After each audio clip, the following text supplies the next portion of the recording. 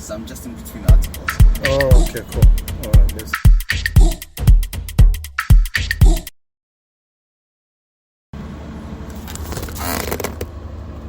All right, man. Welcome to it. This is another episode of the Free Ride Podcast. Today, I'm excited, man. For the first time, Gibuale, a journalist, somebody who's published stories about other people. So I get to hear his perspective today. His name is Itumeleng. So I want to tell you a little bit about him, what his profile says on social media. He's a freelance journalist. He's a TV reporter, former religious brother, interested in politics, philosophy, and spirituality. That's on Twitter. I don't know if it's still the same, man. All right, so big ups and thanks to everybody who keeps liking the show. The show has grown. We've now reached 1,000 subscribers, 15,000 followers on TikTok. So that's a big milestone for the Free Ride Podcast in just 5 months. So big ups and thanks to everybody who keeps liking, sharing, and of course engaging with me on this platform. So without further ado, man, let me welcome my brother. How are you doing, brother? I'm good. Thank you for inviting me, Sipo. And just one correction, it's Okay. now the Star. Oh yeah, So the I now Star. report for the Star. So the profile was probably done before the Star. Yeah. So I'm no longer freelance, yeah. Oh yeah, okay, that was on Twitter. So Yeah. you've moved on from there. I've moved on from there. But you haven't tweeted in a while. I haven't tweeted in a while because I've been hacked. You know, politics is a very dangerous space. Oh yeah. So I created a new Twitter account, which I'll give you. Okay. But I've been hacked a couple of times. Yeah. Yeah. Damn, bro. All right, so I think before we talk about politics and the dangerous space of your business, where were you born and raised? Right. I was born in Soweto. Probably spent most of my life there, childhood time. Yeah. Started career in the media in 2011 as an intern at the Sowetan. Okay. Then moved to the New Age in 87. After 87, I decided to go into a spiritual phase. Went to study theology and philosophy with hopes of being a priest one day. What? Yeah. Oh, damn, okay. That was disturbed, or I took a detour from that, then came back to the media. Yeah. And now I'm doing politics. What a contrast, bro. Yes, yes. Yo. So it's quite interesting because I found that at least the philosophy works a lot in my political reporting. Oh yeah. Theology works a lot in my interpersonal skills with people, because I Yeah. can relate to people on a more spiritual level. Yeah. Yeah. Skela, where did you go to school? I went to school at Rosebank College and Primary. Primary. Oh, I did my primary school in Soweto. Okay. Primary school called Shulu Hello, and I did my high school in a suburban school in the Eastern Sunwood Park High School. Yeah. Yeah. So after that, Rosebank College, and then later did my honors with Wits, and yeah, now I'm here. In journalism. Yes, in journalism. How difficult was it to choose journalism? It wasn't that difficult. I mean, look, I knew that I'd either become a priest, a teacher, or a journalist. I've Yeah. always known all my life. I've tried priesthood, it failed. Tried teaching, wasn't good at it. And journalism seems to be what I'm good at. Priest, dog. Like that's some serious business, man. It is super serious business, It's but some discipline of note. yeah, my psychologist says I have a Jesus complex. I always think Oh I yeah. can save the world. I Damn. can save the world by teaching them. I can save the world by preaching to them. I can save the world by writing to them.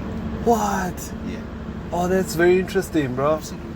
Okay, so so you started being a journalist after you studied, or like after Rosebank College? Yeah, I mean, Okay. I got my internship just as I was completing my last year of college, and Yeah.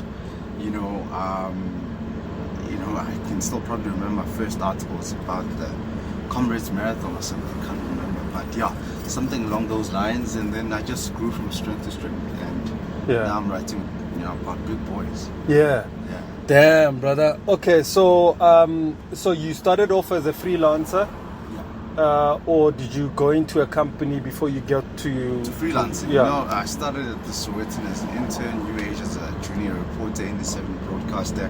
Oh, yeah. And then went to my spiritual phase, and then came back again.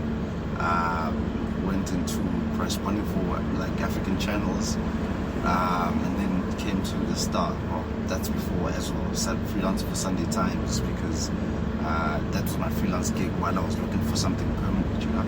Yeah. So, working for ANN7 LA New Age, how was that, bro? Interesting. I mean, look, I worked with like very top dogs in the industry, so it's quite interesting. Of course, this is before the collapse, you know. But when it actually shut down, I wasn't there. Okay. I was doing my studies, you know, so I couldn't be there to see the whole thing go down. But unfortunate, but it was one of the, I don't know, media companies which I grew. I mean, when I started broadcasting with them, I mean, it was like duck to water. It was just very natural. So, you know, they took us on a few workshops, but I took to the thing like duck to water. So I learned a few things from them. Yeah.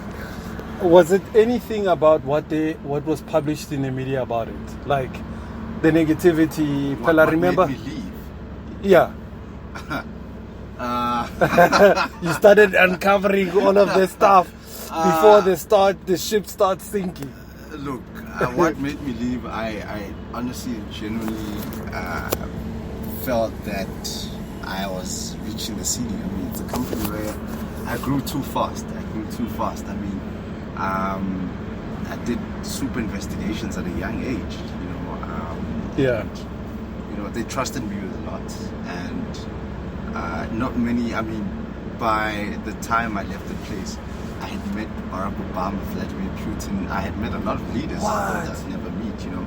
So I had done stuff I never thought I'd do at a young age. Yeah. So when a reporter gets to that level, that what more can I do now? You kind of want to, because journalism is about excitement. Every day you don't know what you're going to do. Every day you know, want to explore something different. You know, today you're in Joburg, the next day you're in Cape Town, the next day you're in Mozambique. You never know. You know? Yeah. So it was one of those things. Yes, there were negative reports about the place. I guess from an insider's perspective, I never found anything wrong with. You're an investigative journalist, bro. You can't tell me you didn't know. No. Did I know? What did I know? You know, look. You know, remember, guys, in a company there's hierarchy of things. Okay. You get chief editors, senior reporters, junior reporters, interns.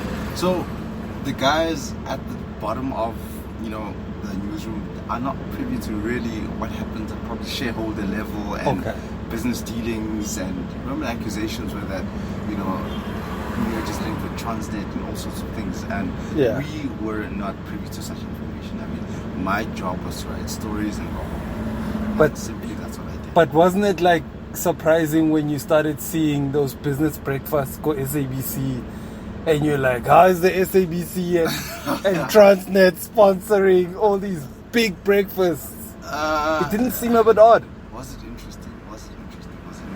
Look, no, at the time, anyway, I would imagine that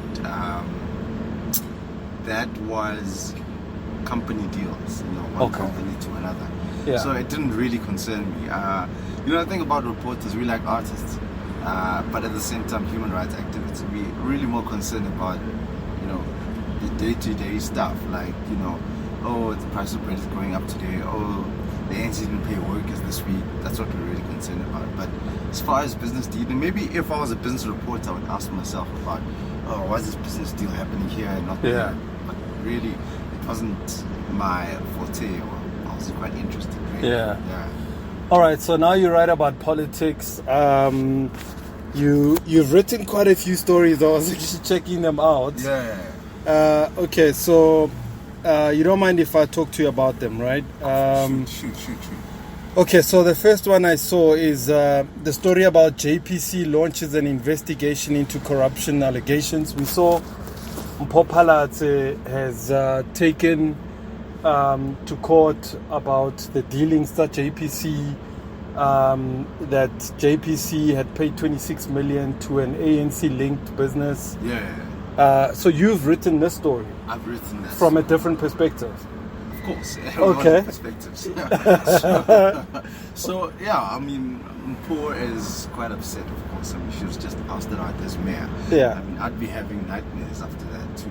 Yeah. So she is Can be easy. Yeah, it's not easy. She's more retaliating. There seems to be not enough sufficient evidence to even suggest that the money went into ANC coffers. Yeah. The CEO has been placed on temporal suspension. Yeah. While Helen the matter- Bottas. Helen Bottas, while the matter is being investigated. But look, the DA obviously will try to hit back, especially after how they were all ousted out of council. It happened so fast. Yeah. And it's expected, it's politics, it's a dirty game. So they will try to get stuff like this out there in the public to try and retaliate against the present municipal government. So, yeah. You saw the whole thing happen. You've seen a lot of mayors come and go. Yeah. You've covered quite a lot of stories about Joburg politics. Yeah. Your view and outlook on Joburg and the seat, the other mayoral seat. My view is that the DA failed the city of Johannesburg. I mean, they failed to keep a coalition. I mean, literally, Mpho was being controlled from Cape Town about decisions which were supposed to be made concerning, Joburg. And, I think about the last motion of no confidence against her herself, where, the PA was saying to them, look, give us an IFP speaker and we'll vote with you, But, leaders in Cape Town and them told for that, okay, tell your coalition partners they can go to hell, they're not going to get that, So that's how the PA left the coalition, and, still bitter tensions between the PA and the DA till today. Yeah. What do I think is going to happen next? If likelihood is Mpho wins a court case to try and get back into the seat of power. Today? Well, it's been postponed to tomorrow. Oh, it's been postponed? Yeah, apparently okay. The DA is trying to get enough evidence to put up a strong case. So it's tomorrow. Whether the court will treat it as an urgent matter, we'll see. But I don't think it's that urgent. We are likely to see it either being put on postponement or maybe a ruling being made on the same day. Your thoughts on some of the past mayors? I mean, you've seen a lot of mayors come and go. Right. Well, the interesting thing about the mayors that have come and gone is obviously the death of ANC mayors. We still don't know if maybe it's, a spiritual hand. It's quite interesting to see at least 3 mayors just die like that, in a period of probably 2 years. Yeah. And Herman, who was a DA mayor, is another interesting character because he came in, formed this whole spy unit called Jiffies, was used to spy against a lot of ANC guys and other guys. Yeah. We don't know if Dana Morero, who's the current ANC mayor, is going to try and change the whole model of that thing. Yeah. Obviously, he left after a fallout with the DA. So that's another interesting mayor. And then that's Mpho Phalatse, who just left. Now, she's also interesting, caught up in a lot of controversy, with a grant scandal, where she is accused of giving money to a foundation associated to Herman Mashaba. Yeah. We still don't know where the case is, but I know there's a criminal charge against her for that. Yeah. So, we had a lot of interesting mayors. So the ANC once died, then the DA once just simply failed to deliver services. Yeah. What's so difficult about, just in your view, what's so difficult about that seat? They haven't been able to occupy it for very long. What's so difficult? Are we talking about the ANC perspective? No, from all seats, yeah. Look. And spiritually, because you say there might be a spiritual hand, or could there be a spiritual hand? Is it something you see, or it's just something along or Well, look, the spirituality is involved everywhere, whether you believe it or not. Yeah. Some people were even saying that it's a cursed seat because, look, when you're the mayor of Joburg, control a 70 billion rand budget. It's all under your fingers. So, obviously, people would love to fight for such a seat. It comes with power, it comes with perks, it comes with, maybe a recognition in the history of South Africa that, you're probably the 5th, 10th mayor of the city of Johannesburg. You have quite a lot of influence on the development of the city and the economy of the city. And Joburg is known throughout the world, probably after Cape Town. So yeah, do I think that there's something wrong with this seat? Presently, I think there's something wrong with coalitions which are influencing that seat not to be stable. But in terms of the ANC, I think there's a problem in terms of fighting for power.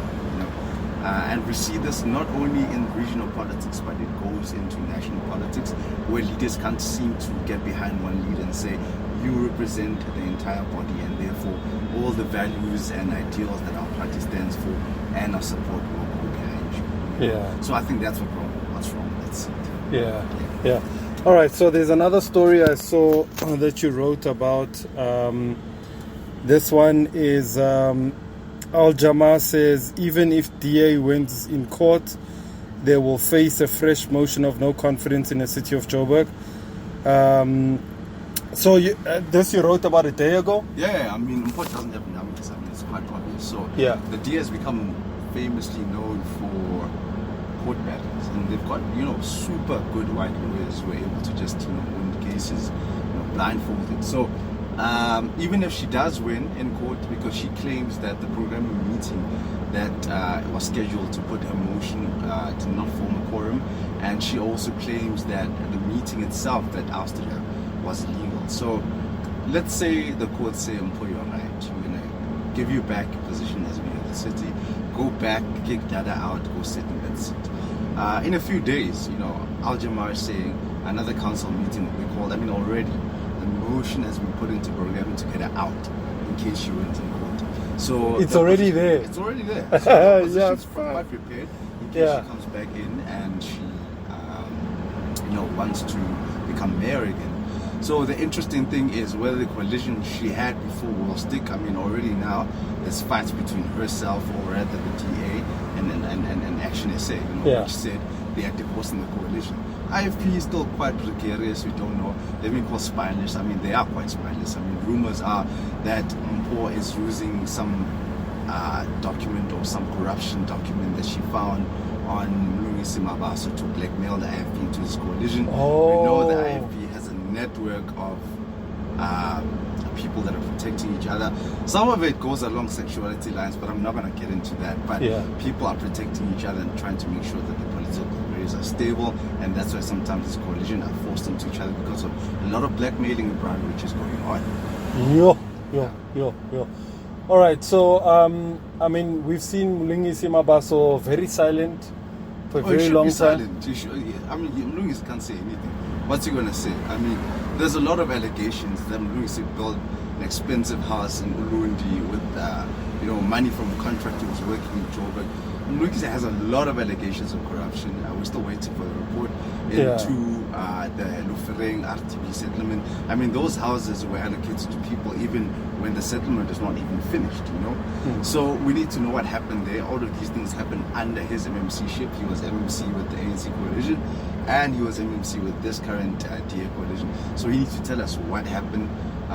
Lots of allegations about his appointments, appointing levers to key positions. So we need to know what Mlungisi did when he was mayor, when he was MMC. So I think, it calls for an investigation into his conduct.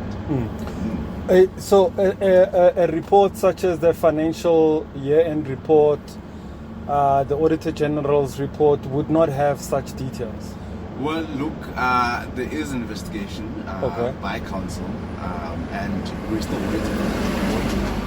And with the current, government, we've been told that books are going to be looked into about what the previous government did. So I don't think it will take time for us to know exactly what happened with the previous government. But if people think that the DA does not loot, that anything associated with whiteness is not corrupt, it's a joke. Because I can promise you that in a month, as soon as these guys are settled into their posts and their positions, we will know exactly what was going on. Although the DA itself said even when they came in, they also discovered things. I mean, we're dealing with politicians here. Is there such thing as a honest politician? Yeah. All right, so there's another story that caught my eye that you wrote here, which I found interesting. Mpho Palatsi, I will never leave the DA, says Palatsi. That's craziness. That's Yeah. crazy. I mean, it's clear that the girl is abused inside the DA. Why does she not want to leave? She's very abused. I mean, it came out, Lindy Mazibuko said herself that she has it on good authority that Mpho is excluded from key meetings, you know, Yeah. about her own constituency in Joburg, about her own coalition in Joburg. Why does she not want to leave?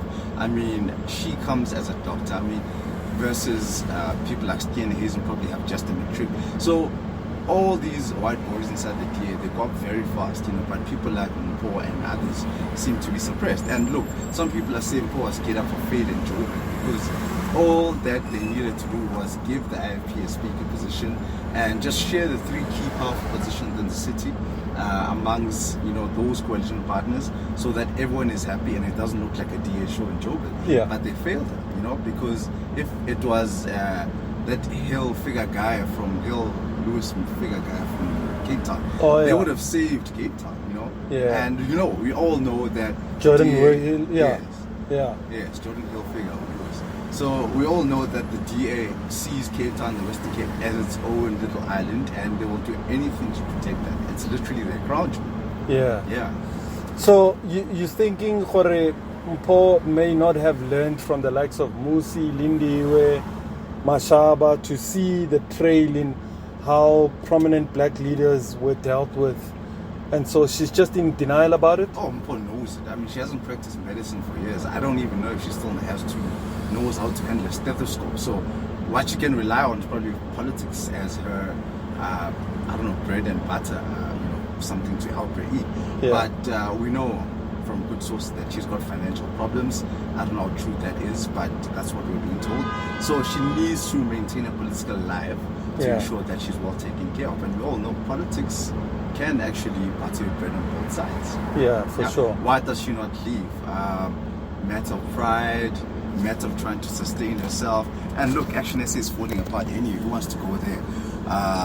Mashaba's fighting with, you know, some of his leaders. Well, look, I wrote that article and he claimed that it's a lie. He's not fighting with some of his leaders. But look, this is what people on the ground are telling us, that he's fighting with his leadership. We're saying, let's go work with the ANC, but he does not want to work with his ANC because he's got pride. I mean, he's running that thing like it's his mother's bakery. Baba Mbariki hair salon. No, true. I mean, honestly, he thinks Yeah. it's a hair salon. So are you saying that he's running it as if you know, it's his own little baby? No, obviously, and people know that you know, Yeah. it's up to him and it's his way or no way, you know. Yeah. I asked him about funding, and look, I mean, he started that thing as Yeah. his project with his money. So, is he going to misbehave? Is he going to throw weight around? Probably yes. It's his money. He started that thing with his family money. Rumors are that his wife is tired of him funding that project with his money. He's been getting all these leaders from the DA and having sometimes to match their salaries with the salaries that they're getting in Parliament. You know? Yeah. And sources say it comes from his own pocket. But he told me specifically in his office at Freeman Towers in Sandton that he has donors now and that Action SA can sustain itself. We don't know, but he claims that's true. Yeah. Yeah. Sure. And it's not cheap to run a party. It's not cheap to run a party. And in fact, does Action SA even have offices? I mean, these are the questions we should be asking. Yeah. What if the party is so financially stable? Where are the party's offices? I mean, I literally have spoken to people on the ground who have had to buy campaign gear themselves because the party was not supplying campaign gear. So if Action SA is so financially stable, why aren't they having offices? Why aren't they having people who are dedicated to specific jobs, who are getting salaries instead of riding on this volunteerism thing? Black people are hungry, black people are jobless, and you want them to volunteer. Yeah.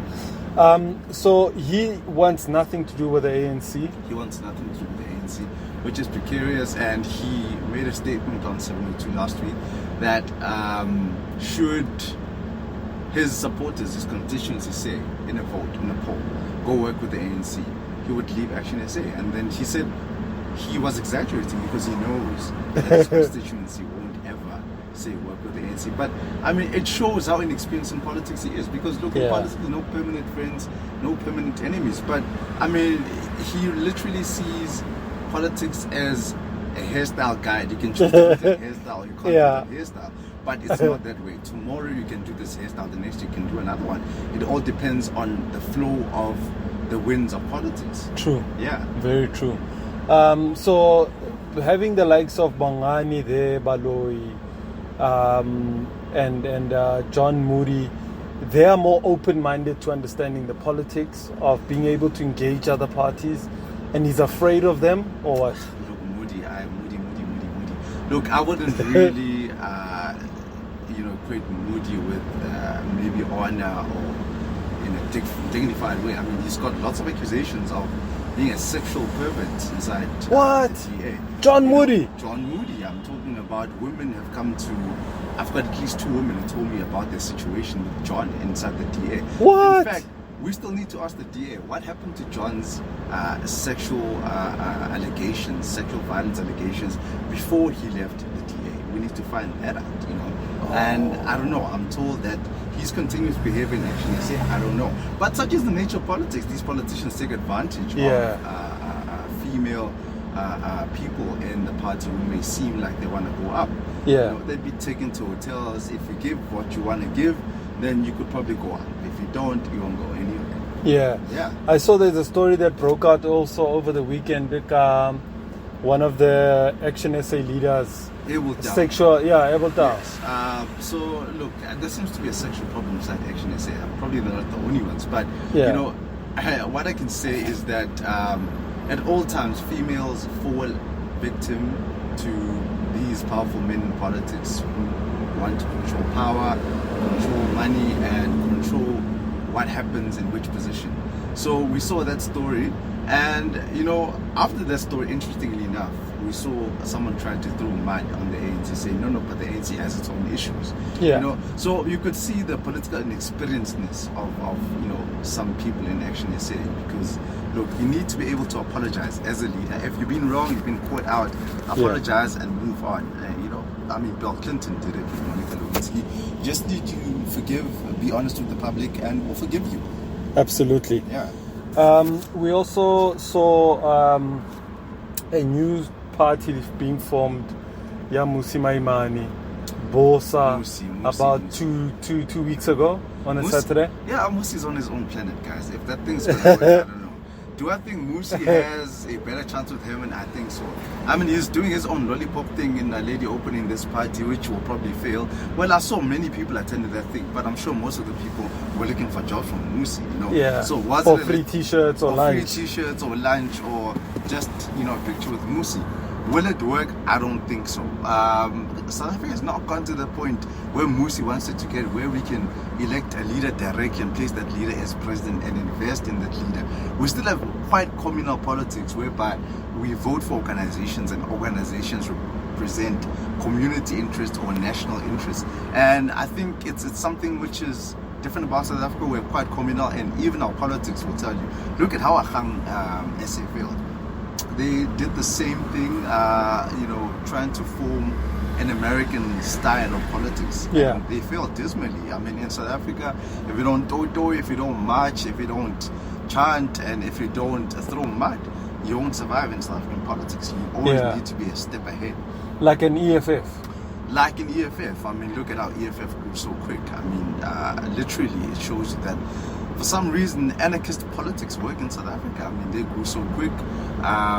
Whether they'll see themselves being probably second after the ANC is an interesting point, because people were always saying that the EFF was formed to antagonize Jacob Zuma, and the question was what will happen when Cyril steps in. Will they still antagonize Cyril and now be a Cyril party? But if it's a party which is going to be based on personalities, it might have problems. They've ran into problems, of course, with their policies on foreign nationals, opening of borders. We still don't know how that will affect them at the polls. And of course, it's the war of words between Lantalax and Julius Malema. We don't know when that will end. And I mean, Lantalax is questioning himself, with his meetings with all these billionaires and who isn't Lantalax? I mean, people need to look into where this guy comes from. How is he associated with Kgalema Motlanthe, and how is he able to have such clout? I mean, he's doing nothing. He's just sitting there in Bimville. He's not even quite educated. Yeah. So now he's formed. He's moved away from that organization. Yeah. Bamutibets, guys, we shouldn't mollycoddle this. Bamutibets, they had enough of him. Yeah, he was not sticking to the foundations of why the thing was found. And Ntlantla thought now it's his own little circus with these people who gym with guns while all of us are afraid of guns. But, he's being seen as quite radical. I don't know, maybe as South African media. And look, I think we actually made Ntlantla Lux. Who was Ntlantla Lux 2 years ago? He was nobody, You guys made him, yeah. We made him. We reported on Ntlantla Lux to a point that even a kid in primary school knew what Ntlantla Lux is. And I asked him, where's this Lux thing coming from? He's like, I can always change my surname if I want. So he still needs to tell us what his real surname is, Dlamini or the other surname that his mother uses. Sorry, 1 second. Short time. You don't sell this car. Sorry, Timer? You don't sell this car. No, I can't sell it, Timer. Okay. No. The same one like that. Hey, this car is right. Yeah, thank you, sir. Yeah, thank you, sir. You like it? You look nice after it. Thank you, sir. I appreciate it. Much love, sir. Thank you. That's a nice one. That's what happens when I'm shooting, bro. It's always an old uncle. Looking for the car. He's like, I know what's going on here. Hope it's back in his days. Yeah, alright. So, bro, back to our conversation. Do you think, identity politics, such as, especially around a leader, like the DA tried it to make it about Musi, EFF is making it about Julia, say, do you think now Mashaba made it about him? People, it's like you have a brand of a person and then you have a brand of the party. Is there a confusion at some point where a human brand is bigger than that of the party? Yeah, I think so. I absolutely think so. I think we are at a time in South African politics where people are actually tired of politics. We're so tired of politics that we actually want something more. And what is that more? It's an individual who's going to save us. And I think we have gone into the phase of messianic politics where we're looking for a messiah. And guys, I'm telling you, we're not going to find that messiah in politics. Yeah. So what should happen is South African public needs to be able to just hold their leaders account. I'm talking from your local councillor upwards. Be able to hold people to account and stop looking for a messiah, because there is no Jesus who's going to come down and help you get a job and help you get an RDP and help you get education. We need to start getting into active citizenry, whereby citizens take advantage and take the power back into their own hands. Because look, we can't walk around as victims all our lives. You have become a victim under apartheid and you want to become a victim in post-94 South Africa. You can't live your life like that. So an active citizenry will save us from messianic politics, whereby we look for a messiah to save us. When this president fails, you think, oh, the next one will help me. When that fails, oh, this one will help me. No messiah is going to come. Because that's exactly, people think that the media also created a messiah out of Cyril Ramaphosa as well. Of course. And not many things have been published about him, the negative stuff. Of course. And he made as much mistakes as Jacob Zuma, but the media is just very biased towards it. Let's not beat about the bush. He came from business. Capital controls the media.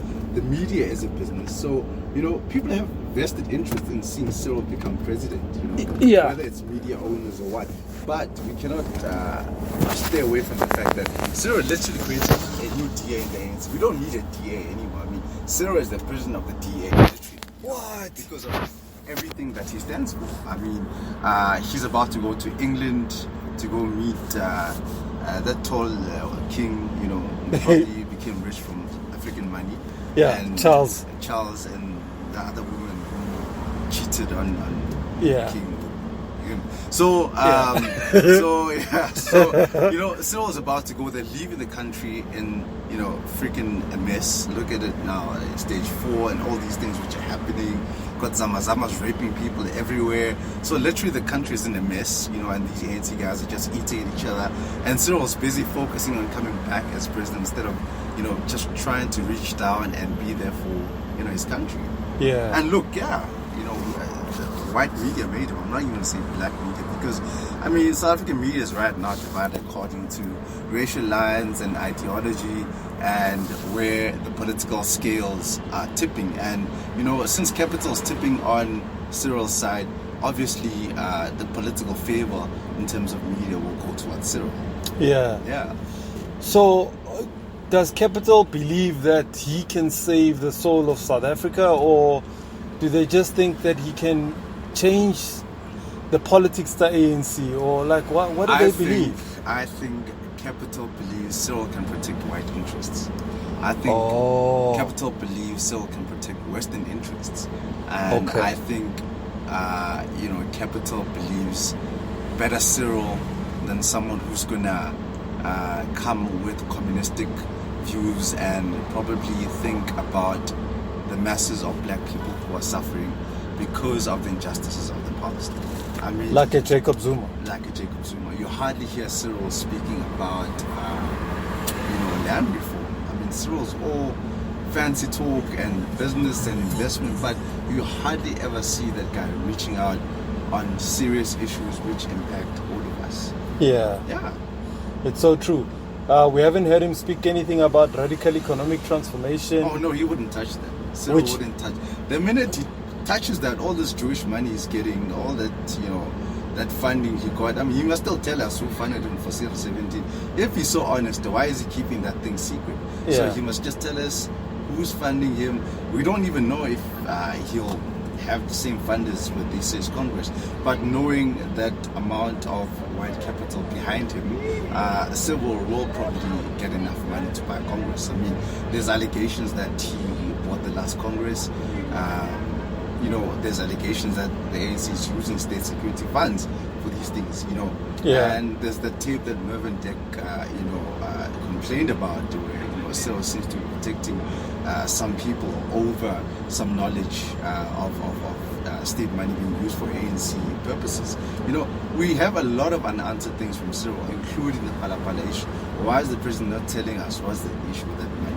You know, if he can just say this, everyone will forget it. But he seems to be stuck in not telling us what happened. And then you get the new public protector, Kollega Galega, who seems to be protecting Cyril, saying, it's going to take time to actually investigate this thing. So a lot of things are happening around Cyril, but every time Cyril is pointed with something, he seems to escape.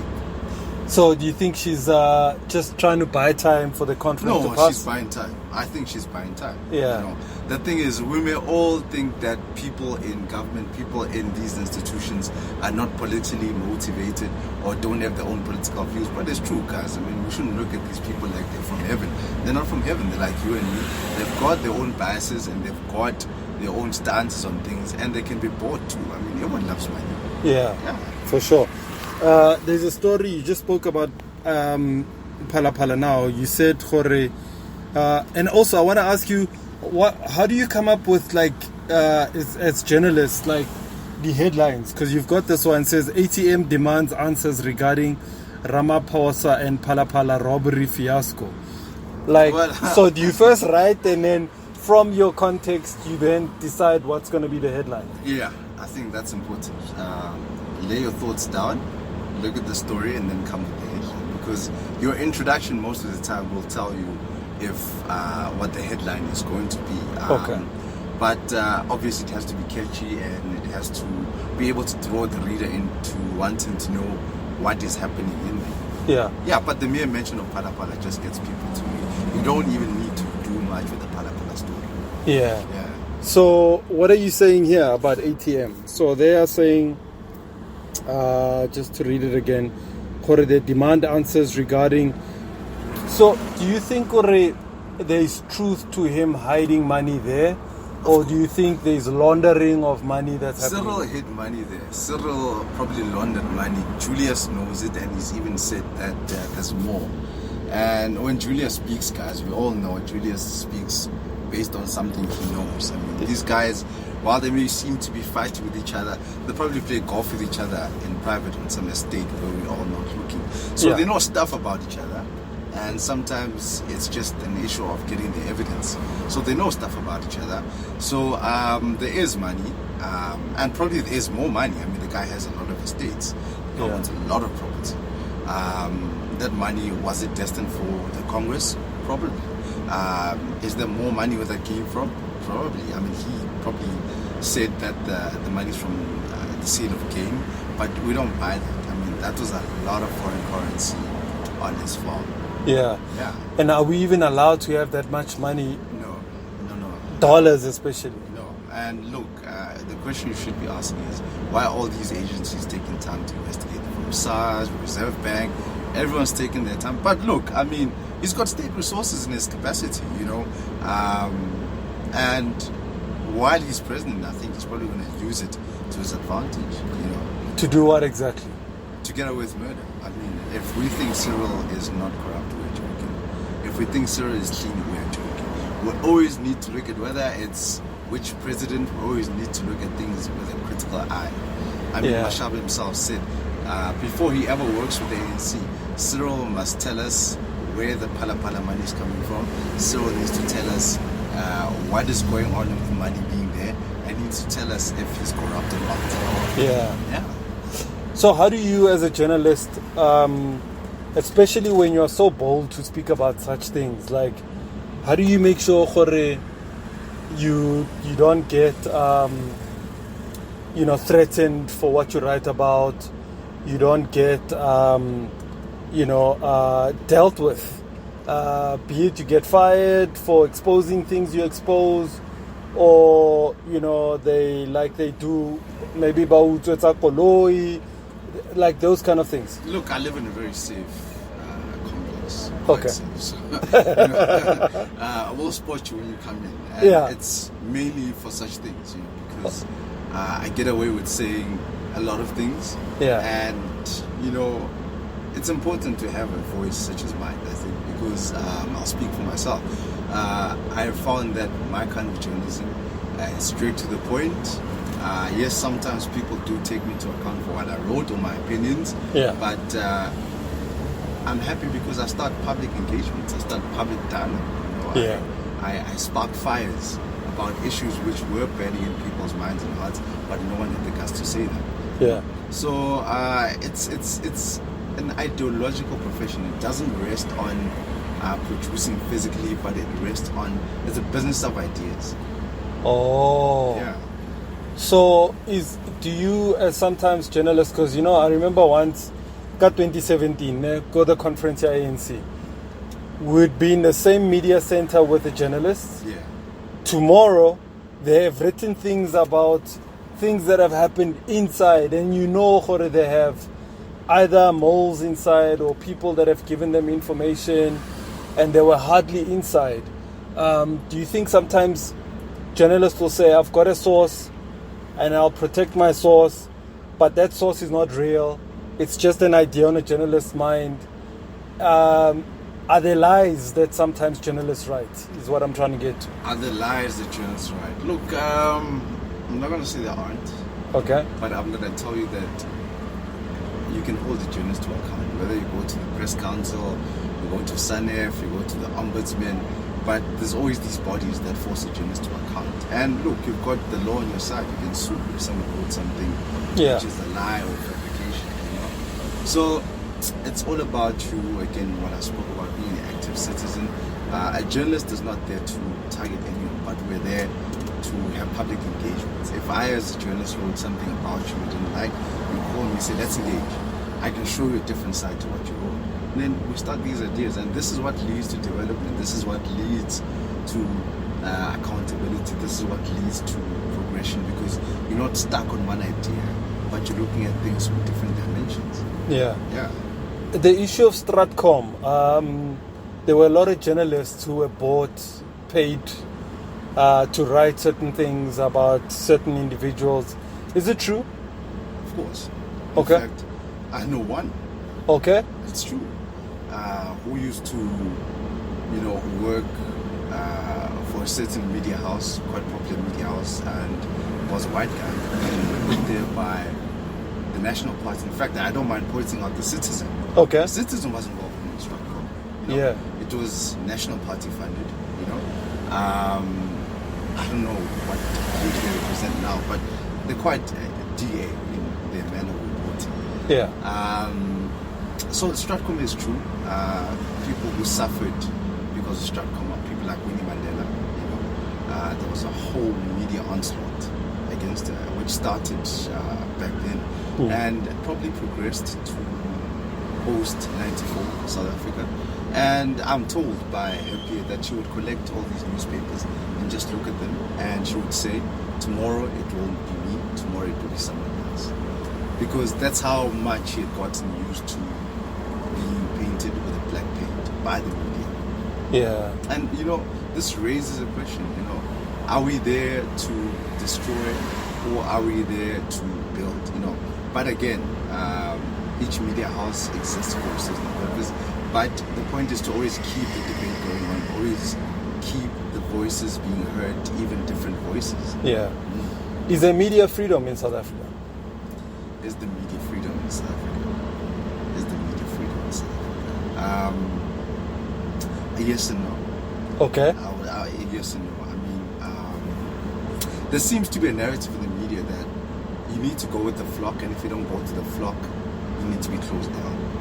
Okay. You know, and I don't want to point to specific, examples, but there seems to be a narrative in the media that if you don't support this particular political candidate, you need to be closed down. If you don't see good in something that the other media sees good in, you need to be shut down, which is a problem. I mean, so American media has probably a wide range of TV stations, even more than us, a wide range of newspapers, even more than us, and it creates maybe bubbles of different ideas. Yeah. And I think for me, the importance of that is that you're able to see the world holistically instead of just going with the flock. Because you see, if we're going to go with the flock, it's a danger to democracy because other voices are not heard, other dynamics are not explored. And if we're always saying one thing in the same way, it becomes religion. And if it becomes religion, it can become dictatorial and it can lead to brainwashing people. Yeah. So it can happen, or has it happened in some instances where I'm trying to think of the word Eba usang, where the media is just biased propaganda. So it happens a lot. A lot is going on in South African media, and I think it's probably a result of what is happening in South African politics. Okay. What is happening in South African politics affects companies which are state-run.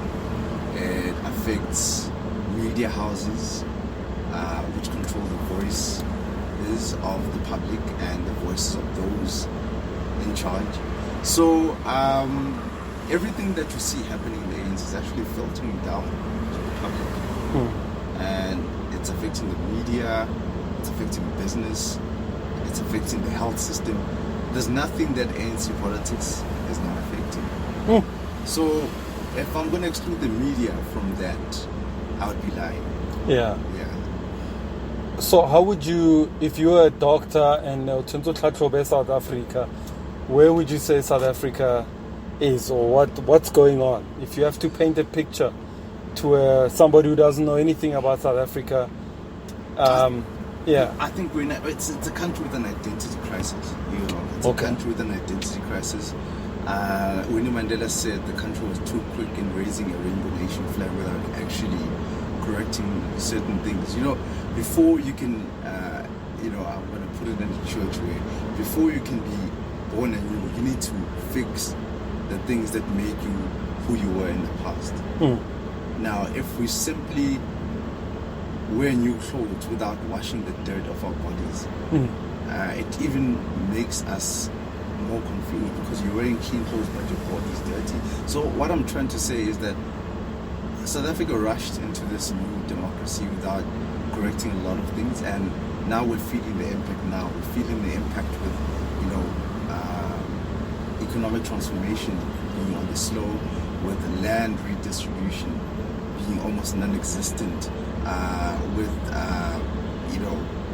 the concentration of the elite and white being in control of the economy and, concentration of the mass of blacks being in the townships and not, receiving the kind of opportunities they needed to. Well, PE was a good idea, but we saw comrades, taking advantage of it, and it left out a lot of people who were on the ground who could have taken advantage of that, So we're a country in crisis, a country which needs identity, and probably if we stop this messianic politics thinking that someone's going to come and save the country, probably could help. But until the ANC heals its own problem, because right now I don't see anyone else who can be in charge. Someone who has vision, someone who has pure interest in heart, except the ANC, So until such a time comes when there is a good contender, we have to rely on them. And if they don't sort their mess out, although their numbers are declining, which is leading into the coalitions that we see, but if they don't sort their mess out, the country is going to go into an absolute crisis. So, your take on smaller parties in those coalitions. Are they playing? I mean, you saw the fall of the DA coalition as a result of parties like Al Jamaa, AIC, one-seat parties have taken down big parties.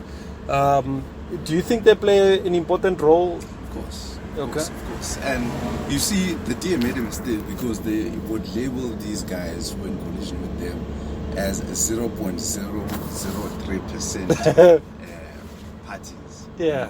But that 0.003% was able to unseat all of them. So it just goes to show in politics, don't even undermine one vote. And, even that one vote which is there is, needs a difference. It wants to see Joburg transforming. So these parties made a difference. I mean, we're seeing Colleen Makubele as a speaker. She comes from a minority party. With one seat. Speculations are the good party, which also doesn't have a lot of seats. It's got one seat also. One seat. We'd like to see the guy being chair of chairs. He's going to be chair of chairs? Well, that's according to sources, of course. Oh, okay. We're going to see a lot of Margaret, who's from a minority party, Margaret Arnold. MMC of Finance.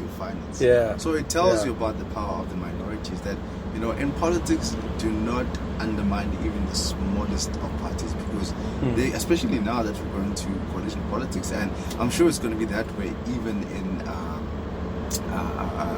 national politics in terms of 2024. Yeah. And then just on Itumeleng and Tshwane, there's already a motion of no confidence against the mayor and speaker of Tshwane. Your thoughts? So they're not going to stay long there? No, that's going. And, I think everyone has made peace with the fact that Tshwane, and look, Tiki Nduza outlined it, Banyazi Sufi outlined it. The ANC is going to make a mass sweeping of all these metros. They're going to take the metros back. This obviously a result of the EFF working with the ANC. Itumeleng is next. I think probably end of the month we'll have a new mayor in Itumeleng. The DA acknowledged that they've given up on Itumeleng, so I'm assuming I said in public that there's nothing they can do there. They're a minority government, Yeah. So that's done. It's a done deal in the back. Tshwane is also next. The question is, how will these guys now keep the coalition stable? Will we see stable coalitions for the next 5 years from these guys who just stepped in? Yeah. And this obviously means no undermining each other, no backstabbing each other, and obviously always keeping each other to account and looking at the interests of Joburg. Obviously people have questions about the PA. Can we trust the PA in these coalitions? So that's another question that people are actually talking about. And whether the EFF can actually sustain working relations with the ANC. But in Itumeleng, I'm told that the EFF has been promised a mayor position there. So that remains to be seen how the EFF would run Itumeleng. Just your thoughts on, Julius will come out and say all sorts of negative stuff about the ANC this, the ANC this, Paul Mashatile this.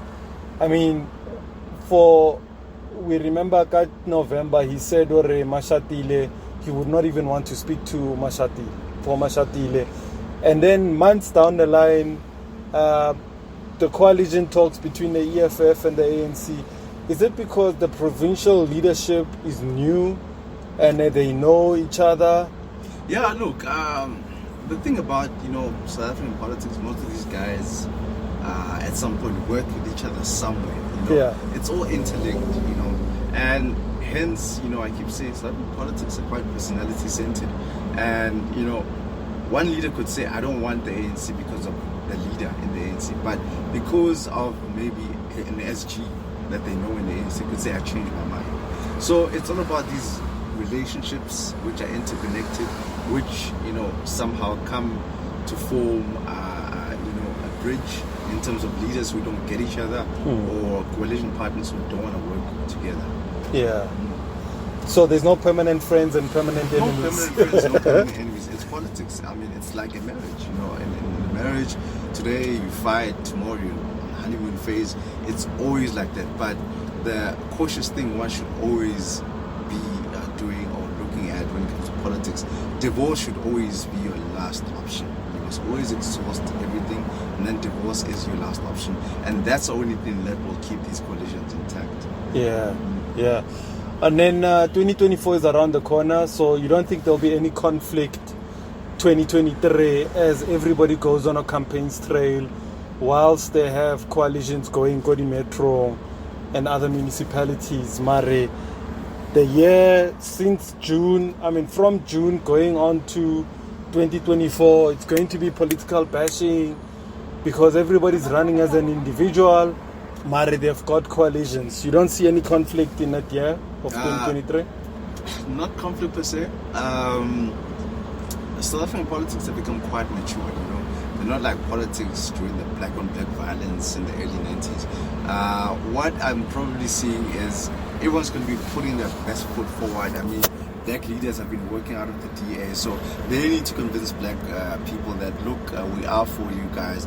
And look, they would not probably get the amount of support they're getting even without the black votes, because, white people are minority in South Africa, they have kind of vote. So they still need the black vote. But, the question is, have they given up on the black vote? Is that why they appointed John Steenhuisen and took Musi out in them and didn't decide to go for a black leader, Yeah. Is that why they keeping that John Hilfiger Lewis guy in Cape Town, why aren't they putting a black guy there, Do they now subscribe to the politics of white leads better, So that's a question that we need to know. And are they now saying to the FF Plus, we can represent white interests better than you? So are we going back to the politics of Tony Leon? That's what we need to ask. In terms of the ANC, of course, what's going to happen right now in December at Nazareth will determine how the ANC campaigns, Are we going to get the same president who's giving us rampant load sheddings unending?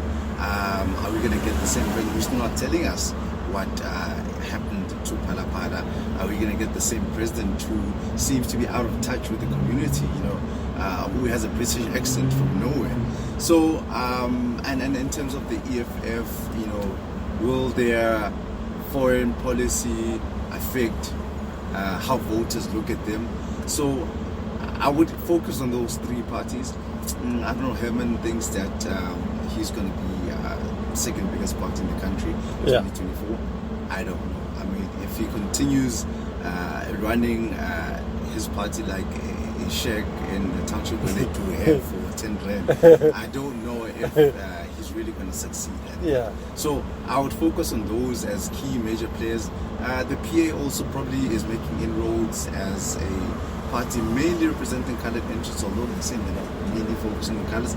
But I think it's becoming publicly clear that they represent a lot of coloured interests. Yeah. So I would focus on those parties and see, but we know the ANC is probably going to take a dip because of all these issues they've got within, and all of this unity project, which is not really working. What's the dip? Less than 50%? I would imagine less than 50%, and probably the other parts will share the rest of the 50. Okay. Yeah. Do you think Zweli Mkhize is going to emerge? Do I think Zweli will emerge? That's a very big question. Right now, here's the thing about congresses. I've come to figure that congresses, you can never tell what's going to happen. Yeah. Unpredictable. Congress is unpredictable. And if you think money is not being exchanged in Congress, you're joking. Yeah. There is money being exchange. Votes can be bought in Congress. So, South African politics are not like super ethical politics where, it's based on super ideology, super debate, super convincing, but there is underhand stuff that happens. Zweli, will he escape digital vibes? I don't know. Probably he will, probably he won't. But here's the thing, there's a lot of female voters at that thing. Can NDZ emerge? We don't know. It's probably. So I would say Congress is always 50-50. And leading to Congress, we will see a lot of battles. Probably they'll play out in the media. There'll be a lot of mudslinging, a lot of exposing, a lot of backstabbing. Let's just hope there's no deaths. Okay, so we've got about 2 months or so to go before the conference. How will you protect yourself from being used by politicians? Myself, let's story for Zwagala, here's 30,000, 100,000. Because that's gonna go down. Fortunately, I focus on the metro. I'm a metro politics reporter. Yeah. So the city of Joburg politics are mainly my forte. Look, journalists know better, and probably I know better not to take bribes.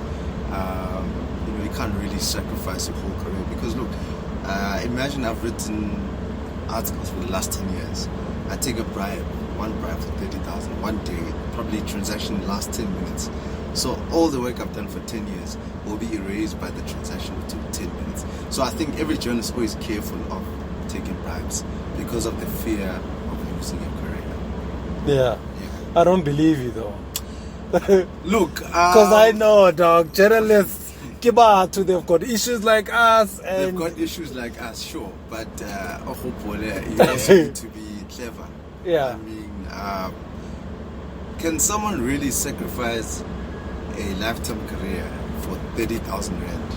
So for me or for anyone really to sacrifice a career, you really need to be offering them the world, Yeah. Because I don't think it's worth. Because remember, as journalists, as well, we have families. We've got people depending on us. I don't like calling it black tax, but you are taking care of extended families.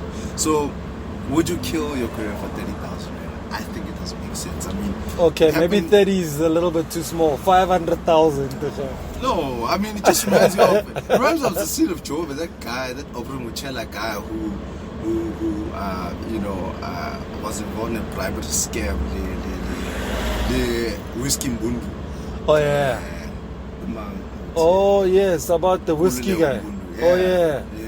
So I mean, that story is very fishy, and the report came that that MMC actually actually took the money home, and the wife said no, take it back. I still don't know what happened to that case, but look, you cannot bribe someone with 3,000 rand for a million rand tender. So there's something fishy there, and Mashal was defending his counsel that, my counsel will never be involved in bribery. But anyway, the point I was making is that you need to be able to compare what you're sacrificing, your career and yourself. Yeah. Sure. Would you advise for anyone who has an interest in journalism to get into journalism? Young people. I would say get into journalism for the public. Get into journalism to save people from the current status quo. Get into journalism to represent the 100-year-old lady from Maryland who's losing her house because she's being evicted by a grandchild. So get into journalism to become the voice of those who cannot speak for themselves. Yeah. Don't get into journalism for fame or to become an influencer. Just get in there to become a public servant. An active citizen. Yeah, I like that. Just last point, the growth of social media in the last 5 years, 10 years, has seen social media take a lot of business away from newspapers, TV, radio, in terms of adverts and so on.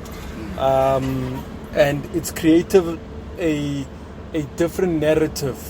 Do you think social media has a big part to play in people being active or using it to raise their voice? Yeah, true. Look, I think at least it has played a role in, the public having a bridge, if we're not there as reporters, having a bridge to those in authority. I know sometimes people complain to ESCOM, and ESCOM can respond on Twitter, so it has an important role to play, but again, I wouldn't replace necessarily journalists or journalism, because at least we are able to go out there, get the facts, do the investigations, and show that justice and ensure that justice is being done. The least you could do on social media is express your thoughts. But again, social media is being abused as well in certain ways for either political mudslinging, or people can also, I don't know, how can I put it, like mess with each other on social media. So they won't replace us as journalists. So people may talk about the digital era and all those things, but social media will remain exactly social media. It will not remain the vanguard of the public. Yeah. All right, man. Sure. So what's up next this week? What are you looking at, the stories? Stories, we're hoping to see how the court case between the DA and the new Joburg government, how it goes. Jacob Zuma is apparently addressing the nation tomorrow. We don't know what that is about. Oh, yeah. And ESCOM is in tatters. We're still yet to see if we can move from stage 4 to higher stages of load shedding. And all of this is happening towards the end of the year. Obviously, it's Congress battles between the ANC leaders who are going to Congress in less than 2 months. So it's going to be a busy political week, especially until the end of the year. Yeah. Sure. Just any message to youngsters who, maybe want to get into journalism, they want to grow up, Well, look, guys, focus, study hard, have your heart in the right place, and always think about the little guy. The important thing about being a journalist is always think about the little guy and always fight for the little guy. And keep in school, make sure your English is good so you can write. But look, we're seeing journalism going the African route. We're having papers now reporting in African languages. So just become a strong speaker, be a strong communicator, and perhaps, we could end up doing more than what I did. You could even win awards, who knows? Yeah. Where to in the future for you? Like, where do you see yourself? Where do I see myself in the future? I've always had a vision of retiring, being a lecturer somewhere, maybe a political science lecturer or an anthropology lecturer somewhere. But yeah, I see myself doing greater work because I see myself always being an agent of change, changing society, changing minds, gearing up society for the right way. I'm not one of those that say South Africa is messed up, I'm leaving, I want to go elsewhere and settle there. No, I think we have at least the responsibility of fixing home before we can ever go settle elsewhere else. Yeah. Sure, my man, you've given me such a mouthful, man. Thank you very much for joining us, man. Just your honesty, and I think, people don't know much about journalists, and journalists don't also do a lot of interviews like you do. So it was just a breath of fresh air for me to hear your side of the story, and just what interests you to write about, and what really takes for you to be a journalist, because it just tells me now, Jorge, you're actually doing this because you want to serve, and you're doing it because you want to be an active citizen. It's not about the money, it's not about being famous and all the other wrong reasons. So I appreciate you for coming out to the show and just sharing with us. No, it's a pleasure, and it's a pleasure that I'm happy that you decided to not go for the guys who've been in the industry for like 20, 30 years. Because there's still this whole disparity in journalism, whereby in the apartheid days, for a black guy to sit and say I'm a senior reporter like myself, it would take probably 20, 30 years, right? Just us. But now, that's happening with democracy, because now we're being recognized as young black guys that actually we are intelligent, and actually we've got a voice to say, and actually we have an opinion to express in society, and we've got views on how society should be shaped. Yeah. Sure, I like that, man. I think I want to touch base with you again, and just so that you keep us abreast with the developments sure. as a lot is happening around Joburg and obviously other metros as we lead up towards the conference, because I think you've given me a different perspective to look at things, you know? Of course. Yeah. Always look at things sideways. Sideways. Not differently, sideways. Don't look straight, but look sideways. Yeah. Because if you look straight, you'll always miss what's going on at the sides. Jesus. And things are not what they seem. Things are never what they seem. Yo. All right, peeps. You heard it for yourself. My boy, Itu, thank you so much, man. I appreciate it. He shared so much with us. I hope you enjoyed the episode. Please continue to like, to share. And, of course, you can listen to our audio podcast on all our different platforms, on Spreaker, on Google Podcast, on Deezer, as well as Spotify. So check out all our platforms. We appreciate you. We out, man. Boom. Hola. Thanks, my brother. How was that? Yo, that was dope, man. Is it? Yeah.